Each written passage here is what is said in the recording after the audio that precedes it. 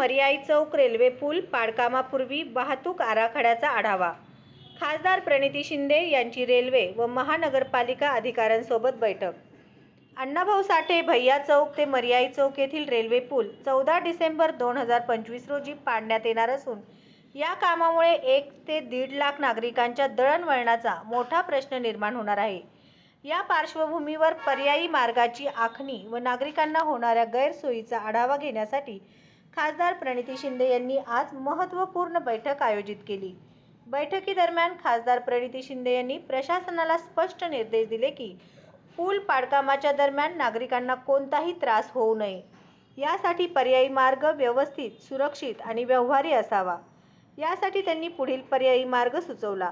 मर्याई चौक, नागनाथ मंदिर मार्ग, railway station आवारातील मागील रस्ता, इरण्णा वस्ती, मोदी अंडरपास, मोदी पोलीस चौकी.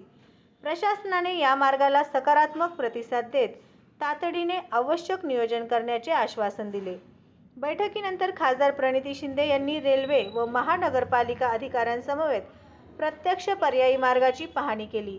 मार्गावरील अडथळे, गर्दीचे ठिकाणे, सुरक्षिततेच्या उपाययोजना यासंदर्भात काही महत्त्वाच्या सूचना प्रशासनाला देण्यात आल्या.